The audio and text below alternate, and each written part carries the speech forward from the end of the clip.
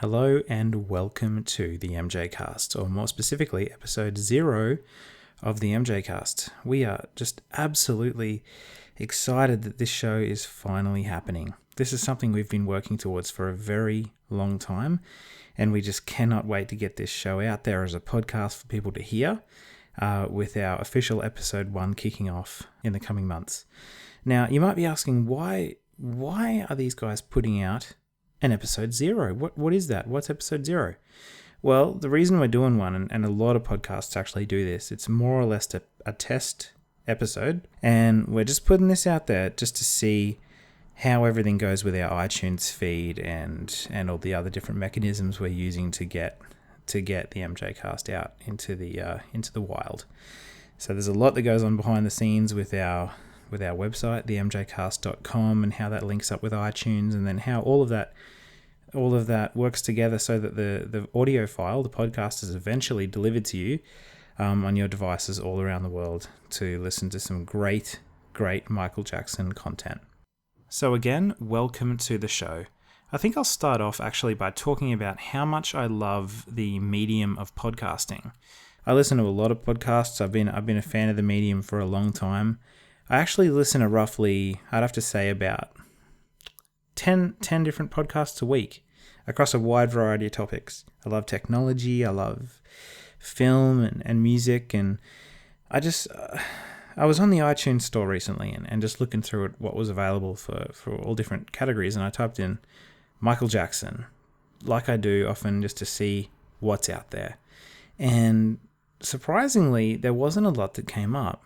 I mean, if you type in the Beatles, if you type in Elvis, you type in the names of any of these other massive artists that have really changed the world on iTunes, and you will see a plethora of them. You look up the Beatles, and you're going to find, at least 8 or 9 podcasts out there about those guys. You like Michael Jackson? You look that up, you're probably going to find 2. One of them hasn't been updated in a while, and it's just, I don't know why the guy isn't given the same kind of level of justice when it comes to podcasting. So I thought, you know what? I'm going to start my own. I'm going to get one out there, see what happens, and we'll go from there. There was a lot of ideas we had about how we could actually record the show. What format would we actually use for the show to work? Is it something where we could do a chronological look through Michael Jackson's history? We could start way back from when he was a kid in Gary, Indiana, growing up with the rest of his brothers and sisters and his mum and dad, and just follow his life every step of the way through to when he was an adult. We thought of doing that. We thought of following that process, but in the end we thought, you know what, that's only going to supply us with a finite amount of shows. And what we really wanted to do was take a different approach. So we thought, what's another way we could do this? And a different idea came into our heads, maybe themes. We could actually do shows by themes, like maybe one show could be to do with dance and another one could be music videos, where we delve into a particular music video. Another one might be thematic, like racism or gender or something like that. And we use those opportunities to look at Michael Jackson content around those themes every episode. And then we thought, no, again, that's pretty limiting to what we can actually look at in terms of current news. Because contrary to initial thought, there's actually a lot going on right now in terms of Michael Jackson. Every day there's new news, there's things happening, there's new products coming out. Michael Jackson's estate is launching new things quite often, multiple times every year. So we thought, no, let's do a news show. And that's what we're going to do. We're going to do a Michael Jackson news show where we talk about the current events over, the recent weeks between podcast episodes, and delve right into different things that are coming out. Now, it might not be about products coming out. It could be to do with goings-on in his world. Or it could be about products that are coming out that aren't official. Fan projects like books that are coming out all the time or different things like that. And we might try and get people on the show that are involved in those things as well. Interviews with people putting out great content around Michael. And also, if we're really lucky, we might even be able to get some interviews sorted out with people that have worked with Michael in the past, which would just be a dream come true. But we'll see where we go with the show. Another great thing about our show is we are going to have a regular panel of guests on our show, and a co-host as well. I won't reveal who these people are just yet until our show kicks off properly, but let me tell you that we have got some amazing people that you're going to be able to tune into and listen to every time we release a podcast, just to be updated on what's going on in the Michael Jackson fan world. I might actually talk a little bit about myself and how I became a fan. And, I can pinpoint the exact time. It was 2001. And of course, I've been interested in Michael a lot longer than that. I can remember being a really little kid growing up in the early 90s, just being fascinated by the Dangerous album and the History album and those kind of things, but not so much on the level of a fan, just like a distant admirer, I guess you'd say. And I knew he existed and was an incredible artist, but it really wasn't until I remember it was 10th grade, 2001, and at that particular time, I was more interested in world events, actually, more than anything else. Massive scale things that would go on. It might have been the Olympic Games, or it could have been other gala events, or maybe the Oscars, or different shows like that would happen around the world. I loved the idea of the world stopping and just watching these massive scale events that went on. And it just so happened that in that very year, there was a massive event that happened for Michael. And it was, of course, as you probably know, it was called the 30th anniversary celebration. And it was a concert put together, a two-night event put together by David Guest, a childhood friend actually of Michael and the Jackson family. And he put together this incredible celebration for Michael where literally entertainment royalty came out from all around the world, and specifically some very notable individuals from Hollywood, whether we're talking about actors like Elizabeth Taylor or Samuel L. Jackson, or contemporary artists like Usher or Beyonce, Missy Elliott, and Justin Timberlake. We're even talking about Motown greats, people that Michael grew up with and were inspired by, people like Dionne Warwick. And it was just an incredible show. I was blown away. I mean, I sat down with my family and we started watching it, and the show was a very slow kind of build-up to the big moment at the very end. And it started with all of these tribute performances from incredible artists paying respect and homage to the king. And we saw some amazing renditions of Michael's work. And, we saw, I just remember being blown away by some of those performances by people like Al Jarreau and Jill Scott doing some of those songs from The Wiz.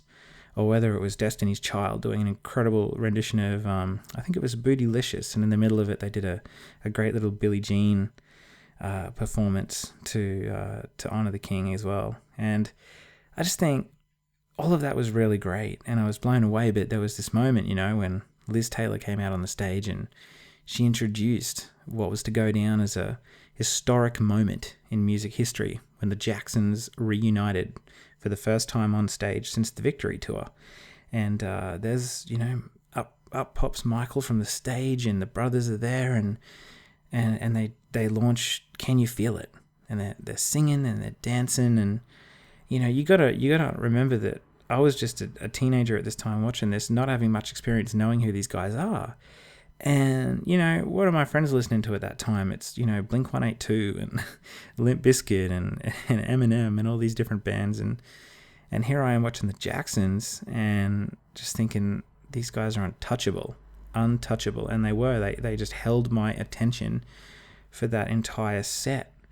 And I knew about the troubles Michael had for the previous decade, and seeing him hit the stage, unified with his brothers, performing in that way, just took my breath away. And then just when you think the show couldn't get any better, you see Chris Tucker come out and introduce a solo set by Michael, starting with The Way You Make Me Feel. And boy, I can't put into words how magical that was. My jaw was on the floor at this point, and you watch The Way You Make Me Feel, you're watching Black or White, Beat It, and it's all great and brilliant video montages and incredible performances. And then you get to the crescendo of the whole show, which is Michael performing Billie Jean live. And I just, the way he moonwalked across the stage and that dance breakdown at the end with the sideways moonwalk and all of those great moves, I was just floored. And even to this day, when I watch that performance, it's, in my opinion, probably one of the best performances he ever gave. Incredible stuff. And from that moment onwards, massive fan.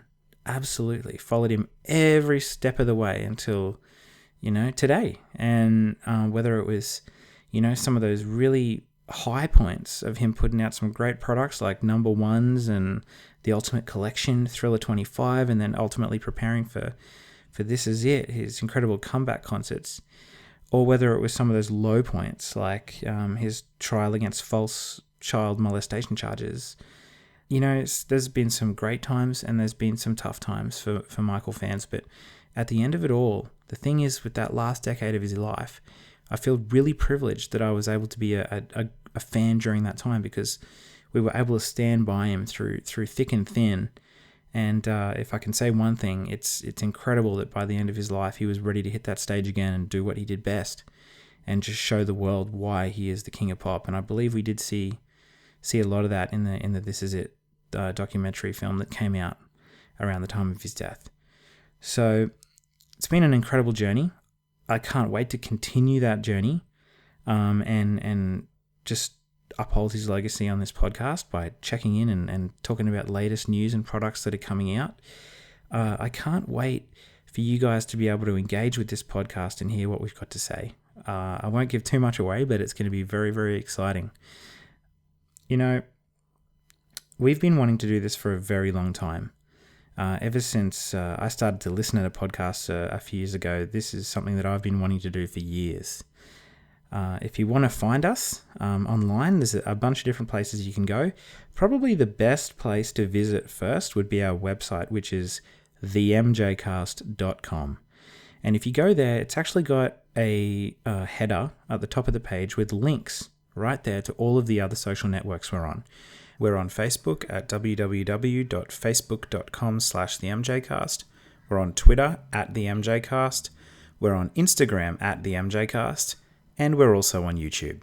You can find us all over the web, and it'd be really appreciated if you're interested in what we do to just go into those pages, liking them to keep up on the latest content we're putting out, and just getting ready for those shows when they come. Now, you might be wondering, well, what is a podcast? How do I get a podcast? Well, the thing is, if you're not that into podcasts at the moment, there is a way you'll be able to hear us, and that's simply through subscribing to us on YouTube. And you can find that as well just by going to themjcast.com, following the YouTube link and subscribing. We're going to be putting all our shows up there on YouTube, and then eventually also promoting them on our social networks. But ultimately, we are a podcast.